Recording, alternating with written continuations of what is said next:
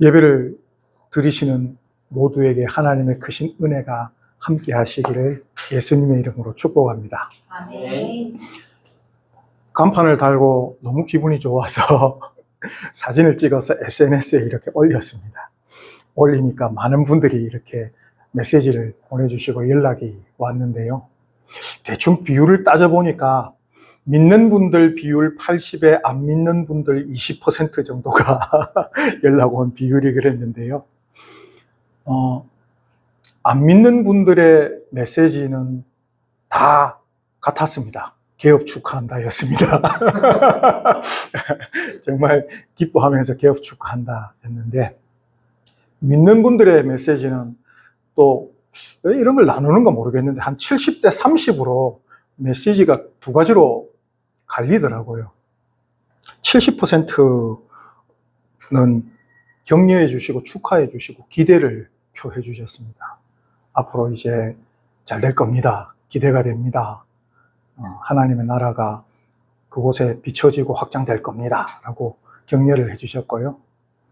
그런데 30% 정도는 물론 이렇게 걱정이 되셨겠지만 지금 시대가 어느 시대에 교회 개척을 하고 있느냐, 빨리 그 에너지 낭비하지 말고 다시 이력서 준비하고 다른 곳에 레이더를 올려서 다른 곳에 가서 필요한 곳에 가서 사역을 하시오 라고 말씀을 해 주셨습니다. 그래서 믿는 이들의 메시지가 이렇게 두 가지로 갈린 것에 대해서 혼자서 묵상을 해봤습니다. 가만히 앉아서 생각을 해봤는데요. 믿지 않는 분들의 메시지는 그냥 새로운 일을 하는 것에 대한 의례적인 축하였을 거지만, 믿는 분들의 메시지는 각자의 믿음과 신앙에 의거해서 새로운 곳에 세워질 하나님의 나라에 대한 기대가 표현된 거 아닐까라는 생각을 했습니다. 물론 모든 메시지를 보내주신 분들이 저를 걱정해 주시고 격려와 조언을 아끼지 않는 것으로 압니다. 근데 조금 비약할 수도 있겠지만 그 받은 메시지를 통해서요, 누군가는 하나님의 나라를 보고 그 안에 살고 있고 누군가는 하나님 나라보다 세상 나라의 원리가 더 잘 보이고 그 안에 살고 있는 것 같다는 생각이 들었습니다. 그래서 오늘 본문을 통해서 우리는 예수께서 우리에게 전하신 하나님의 나라를 보면서 그 안에서 살고 있는지, 혹은 하나님의 나라보다는 세상 나라가 더 잘 보이고 또 그 속에서 살고 있는지를 한번 묵상해 보고자 합니다. 성경에 의하면 이 땅의 성도는 두 개의 시민권을 가지고 살고 있다고 합니다. 하나는 세상 나라의 시민권이고 또 하나는 하나님 나라의 시민권이죠. 빌립보서에서 바울은 우리의 시민권이 하늘에 있다라고 선포를 했습니다. 근데 예수님께서는 더 적극적으로 하나님의 나라가 이 땅에 내려왔다라고 선포하셨죠. 그것은 이 땅의 성도는 죽음 이후에 천국뿐만 아니라 이미 임한 하나님의 나라를 이 땅에서 누리며 살고 있다는 것을 말씀하신 것입니다. 그런데 예수님을 통해 이 땅에 내려온 하나님의 나라는 우리가 국가, 나라라고 생각하는 그 3요소, 영토, 국민, 주권이라는 측면에서 보면 세상 나라에 비해서 눈에 보이는 나라의 모습이 좀 부족해 보이는 것 같습니다. 그 성도가 속한 두 나라 중에 세상 나라는 본인이 그 나라 백성이라는 것을 증명해주는 서류도 있습니다. 주민증도 있고 여권도 있고 있죠. 또 그 나라에 살고 있다는 것을 몸소 느낄 수도 있습니다. 세금도 내고 하니까요.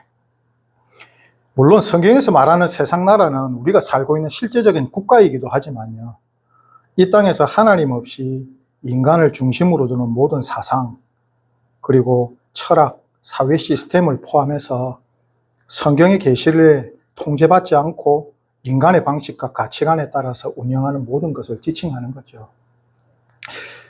그런 것에 비해서 하나님의 나라는 예수님께서 이 전한 복음의 핵심적 내용 중 하나인데도 불구하고 잘 보이지가 않습니다. 그 나라가 실제성을 가지지 못한다면 하나님의 나라가 이미 너희에게 임하였다라는 예수님의 그 선포가 신뢰성이 좀 떨어지지 않을까라는 생각이 되는 거죠. 그래서 오늘 본문을 읽으면서 가지는 첫 번째 질문은요, 하나님의 나라는 눈으로 볼 수 있는 물리적인 실체가 있는가입니다.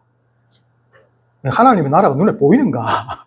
우리 삶의 인간의 눈에 보이는가? 첫 번째 질문이고요. 두 번째 질문은 하나님 나라를 보는 삶과 세상 나라를 보는 삶은 어떤 다름이 있고 결과가 있느냐라는 거예요. 하나님의 나라를 계속 보고 사는 인생과 세상 나라를 계속 보고 사는 인생의 그 다름과 결과가 어떠하냐라는 것이죠. 이 질문이 성도의 신앙에 있어서 중요한 이유는 사람은 자신이 속한 나라의 통치 이념대로 살게 되어 있기 때문에 그렇습니다. 전체주의 국가에서 민주주의 사상을 가진 백성이 살 수 있을까? 못 살 겁니다. 공산주의 사회에서 자본주의 개념을 가진 백성이 살 수 있을까? 못 사는 것이죠. 하나님 나라의 통치 이념을 가진 사람은 세상 나라에서 살기 힘들 것이고, 세상 나라의 이념대로 살고 있는 사람들은, 그 통치를 따르는 사람들은 하나님 나라에서 살기가 어려울 것입니다. 이 하나님의 나라에 대해서 먼저 정의를 내려야 되겠죠. 왜 하나님 나라가 보이느냐 안 보이느냐라고 했을 때는 하나님의 나라에 대한 정의가 필요한데요. 성경에서는 하나님과 인간 사이의 관계를 나타내는 중요한 핵심 개념으로 하나님의 나라를 사용을 하고 있습니다. 구약에서 보면요, 하나님이 세상을 다스리는 통치권을 말씀하시는데, 하나님께서 만물의 창조주시고 심판주로 묘사가 되시면서 이 통치권이 완전하게 이 땅에 실현되는 상태를 하나님의 나라라고 묘사를 합니다. 신약에서는 예수님으로 인해서 하나님의 나라가 이 땅에 내려왔고, 그분의 사역을 통해서 하나님의 나라가 실현 중이다라고 선포를 하셨죠.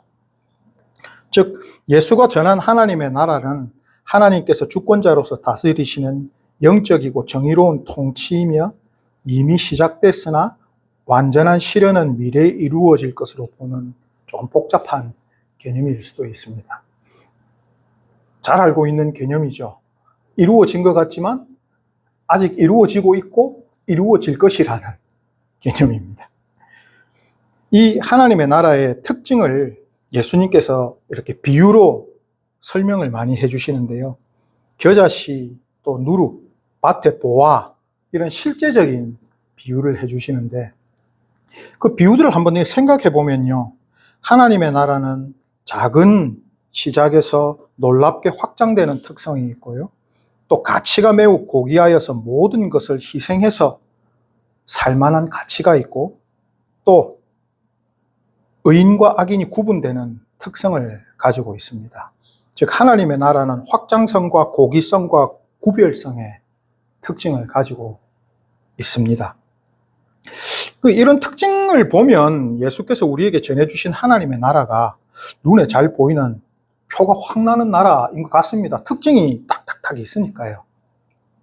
그런데 오늘 누가복음 말씀에 의하면 하나님의 나라는 볼 수 있게 임하는 것이 아니다 라고 하시면서 요한복음 말씀에는 사람이 거듭나지 않으면 하나님의 나라를 볼 수 없다 라고 하십니다.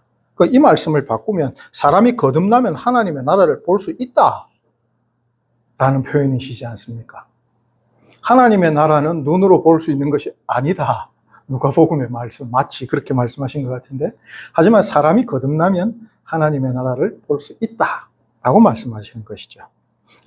아주 상충돼 보이는 이 두 말씀 중에 공통적으로 하시는 그 표현이 뭐냐면 볼 수 있다라는 표현입니다. 볼 수 있다는 이 표현에 대해서 단어를 좀 찾아봤습니다.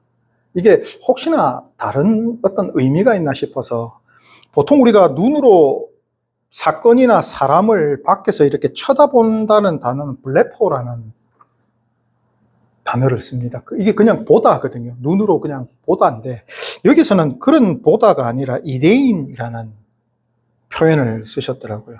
그 이대인도 보다라는 뜻이 있기는 한데 어떤 뜻이 강하냐면 어떤 단체나 그 상황 속에 속해 있으면서 그 상황을 인식하는데 눈으로 인식한다. 이게 뭘까요? 이게 밖에서 외부에서 쳐다보고 관찰하는 개념이 아니라 그 상황과 그 구조 속에 들어가 있으면서 이걸 몸으로 경험하고 체험하면서 또 눈으로 보면서 인식한다는 개념이더라고요. 그러니까 하나님의 나라를 볼 수 있다는 말의 의미는 하나님의 나라에 들어가야 볼 수 있다라는 의미가 되는 것입니다. 하나님의 나라를 보느냐라고 하는 것은 중요한 전제가 하나님 나라에 들어있느냐. 그래서 예수님께서 요한복음에 하나님 나라에 들어가는 그 방법을, 볼 수 있는 법을 설명해 주시는 게 아니라 하나님 나라에 들어가는 법을 니고데모에게 지금 말씀해 주고 계신 것이죠. 오늘 본문의 말씀들은요, 다 모두 바리새인들이 한 질문들에 대한 예수님의 대답입니다. 누가복음도 그렇고요, 요한복음도 그렇고요. 그래서 첫 번째 질문은 바리새인들이 하나님의 나라가 언제 오며 무엇을 살펴보면 오는 것을 알 수 있습니까? 라는 질문에 대한 대답입니다. 누가복음의 대답은요. 그래서 이 대답을 좀 의역하지 않고 헬라어로 직역을 한 걸 보니까 하나님 나라는 주의 깊게 관찰하는 것으로 오지 않는다라는 것이었습니다. 지금 바리새인들의 질문은 언제 오느냐입니다. 언제 오느냐. 뭔가 언제 온다라는 걸 알면 준비할 수도 있고, 그죠? 또 어떤 징조가 있습니까? 그 징조가 보일 때쯤 되면 우리가 준비할 수도 있겠죠. 눈에 보이는 것으로만 믿음 생활을 할 수 있을까라는 것인데요. 믿음은 눈에 보이지 않는 실체를 볼 수 있는 것이 믿음이지 않습니까?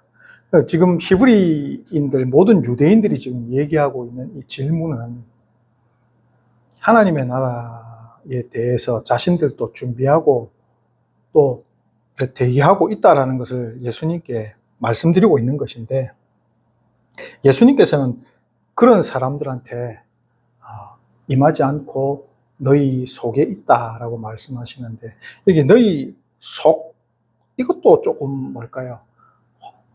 너희 속에 있다 하면 마치 우리 마음속에 어떤 감정적인, 예를 들면 이런 거죠. 하나님 나라 안에 있는 사람이 하나님 나라를 보는데 우리 자주 하나님 나라 봅니다. 왜? 나중에 로마서에 나오는 말씀으로 말씀을 드릴 건데, 우리가 하나님의 나라를 볼 때가 있거든요. 와, 이건 하나님께서 하시는 통치다라는 것을 느낄 때도 있고 알 때도 있는데 아닐 때도 있단 말입니다. 가끔씩 자신의 생각과 태도를 보면 이게 진짜 하나님 나라 속에서 하나님의 나라를 보고 있는 사람이 생각하는 건가? 사고하는 건가? 마음 먹고 있는 건가? 이런 생각이 들 때가 있거든요. 그래서 너희 속에 있다라는 것에 대한 그 원문을 찾아보니까 너희 가운데 있다, 너희 무리 중에 있다라는 말씀을 하시더라고요. 이 말씀은 벌써 예수님께서 이 땅에 와서 너희와 함께 있다라는 말씀이시거든요. 하나님의 나라가 눈에 보이느냐라는 질문에 와 있지 않느냐, 너희들 가운데. 예수님의 임재, 그 하나님의 통치에 대해서 그렇게 알려주고 계신데도 이 바리새인들은 기대감이 다른 거죠. 아니, 당신이 하나님의 나라가 아니라 우리 정치적으로 독립된 이스라엘을 좀 주십시오. 그 사람들이 바란 하나님의 나라죠. 하나님께서 통치하시는 하나님의 나라와 사람 마음 속에서 하나님의 나라는 이래야지 라는 것들이 다를 때가 많다는 겁니다. 우리가 마치 하나님의 나라를 보고 있는 것 같지만 우리의 생각과 말과 행동 속에서는 그 나라를 못 보고 있는 그런 발언들을 많이 하고 그런 생각들을 많이 하죠. 그래서 가장 중요한 것이 뭐냐, 하나님 나라를 보느냐 못 보느냐의 가장 중요한 것이 무엇이냐면 하나님 나라 안에 들어가느냐 못 들어가느냐죠. 그 안에 있느냐 밖에 있느냐 문제라는 겁니다. 그래서 예수님께서 요한복음 말씀에 사람이 물과 성령으로 거듭나지 않으면 하나님 나라에 들어갈 수 없다라고 하십니다. 물과 성령으로 거듭난다. 그건 아주 명백한 우리가 알고 있는 사항들이죠. 요한의 물 세례와 예수님의 성령 세례, 성서학자들이 다 그렇게 얘기를 합니다. 요한의 물 세례는 정결례에 가깝죠. 유대인들이 죄를 지었을 때 물가로 와서 씻는 과정을 통하여 죄를 용서받는. 그리고 예수님의 세례는 예수께서 세례를 주시는데 불과 성령으로 세례를 주신다라고 마태복음 말씀에서 고백을 합니다. 예수를 구주로 시인하는 그 순간, 또 우리의 죄를 고백해서 죄사함을 받는 그 순간, 우리의 시선은 세상을 바라보는 세상 나라의 시선에서 하나님의 나라 안으로 들어와서 하나님의 나라를 보는 시선이 되는 것이죠. 매우 중요합니다. 왜 하나님의 나라가 보일 때도 있고 안 보일 때도 있을까라는 질문에 대한 분명한 성경적 대답은 회개했느냐, 성령으로 이끄심을 받고 있느냐 밖에 없다라는 것이죠. 가끔씩 나의 영적인 컨디션이 좋을 때는 아무런 걱정이 없지 않습니까? 정말 걱정이 없죠. 왜 그럴까? 그게 이제 하나님의 나라가 로마서에서 보면은 하나님의 나라는 먹고 마시는 것이 아니요 오직 성령 안에 있는 의와 평강과 희락이거든요. 영적 컨디션 좋으면 세상으로 치면 세상적 컨디션이 아무리 나빠도 슬퍼질 수가 없습니다. 그냥 기쁩니다. 왜? 아니 회사가 망해도 여기서 망해보신 분 있으신가 모르겠는데 저는 회사를 해봤기 때문에 3번 망해봤거든요. 망해도 망하는 게 기쁠 때가 있습니다. 왜? 망해야 목회하러 왔거든요. 망해서 목회하러 왔거든요. 하나님께서 통치하시는 그 하나님의 나라를 하나님의 나라로 들어와서 보니까 평강과 희락이 있는 겁니다. 그리고 그 다음 구절이 이로써 그리스도를 섬기는 자는 하나님을 기쁘시게 하며 사람에게도 칭찬을 받느니라. 많은 분들이 하나님의 나라에서 살고 있다라고 말씀하시고 하나님의 음성을 듣는다 말씀하시면서 근데 조금만 옆에서 지켜보면 그분의 시선은 하나님의 나라보다는 세상 나라를 보고 있는 듯한 느낌이 더 많이 듭니다. 왜냐하면 하나님을 기쁘시게 하며 사람에게도 칭찬을 받느니라거든요. 이게 하나님의 나라를 보고 있는 사람의 어떤 행동의 결과입니다. 행동의 결과입니다. 하나님을 기쁘시게 하고 사람에게 칭찬을 받는 엔드입니다. OR이 아닙니다. 하나님을 기쁘시게 할 것이냐 사람을 기쁘시게 할 것이냐 선택해라라고 막 강요하는데요. 그거에 대한 답은 분명하죠. 그런데 성경에서 하나님의 나라 안에 있는 사람은 하나님을 기쁘시게 하고 사람들에게도 칭찬을 받는다라는 것입니다. 그리스도인이 자칭이 아니고 타칭이었지 않습니까?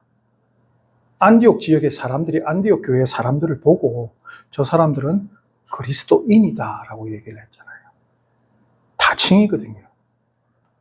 그래서 두 번째 질문이 이것이었죠. 세상 나라를 보고 사는 사람과 하나님의 나라를 보고 사는 사람은 어떤 다름이 있고 어떤 결과가 있느냐. 분명하죠. 하나님의 나라 안에 있는 사람과 하나님의 나라 밖에 있는 사람은 어떤 차이가 있습니까? 라는 질문이 되는 것이거든요. 분명한 차이죠. 하나님의 나라 안에 있는 사람은 하나님 나라 백성이죠.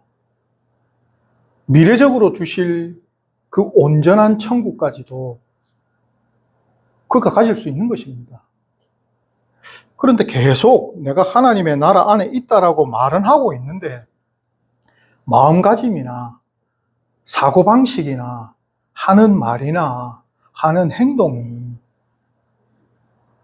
세상의 기준을 가지고 야 그거 되겠는데 안 되겠. 예, 물론 그걸 구분해내는 게 참 중요합니다.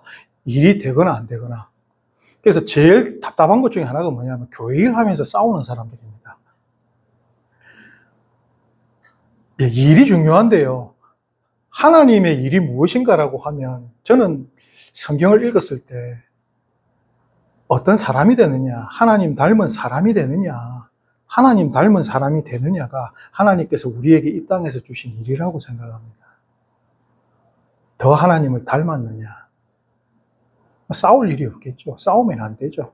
어떤 일을 해내는가가 아니라 그 일이 가능성이 있느냐 없느냐가 아니라 시작은 겨자씨로 시작했지만 덤불이 되어서 많은 새들이 와서 쉴 수 있는 그 확장성을 가진 하나님의 나라를 볼 수 있어야 되고 고귀해야죠. 그것이 최고의 가치다. 세상에서 뭐 이래 해서 이래 하면 뭐 잘 될 거야. 그것보다 하나님의 나라를 내가 살고 보기 위해서 모든 것을 포기할 수 있어 라는 적어도 그런 신념은 분명한 믿음을 가지고 있어야 되고요. 또 의인과 악인이 분명히 구분을 되는 구별성이 있는 하나님의 나라구나. 나 구별 당했을 때 구석에서 이를 갈고 있으면 안 되겠구나 라는 것이죠. 그래서 변화시켜 보는 겁니다. 뭘? 하나님 나라를 보는 거. 이거는 하나님이 하시는 일인가? 물어보는 거죠. 하나님, 이거 하나님 하시는 일이죠.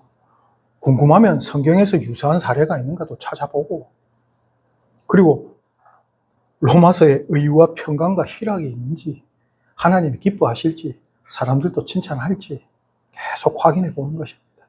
그것이 오늘 하나님의 백성은입니다. 하나님 나라 백성은. 하나님 나라 백성은 하나님 나라에 있어야 되고 하나님 나라를 볼 수 있는 사람이라는 것이죠. 세상에 산다고 해서 세상 나라의 양다리 걸치지 마시고 하나님께서 보여주시는 그 나라 속에서 하나님 나라를 보시며 그 속에서 세상 나라도 보시는 성도님들 되시기를 예수님의 이름으로 축복합니다. 세상이 왜 이 꼬라지야? 예, 그럼에도 불구하고 하나님께서는 의인은 오직 믿음으로 살리라 하셨습니다.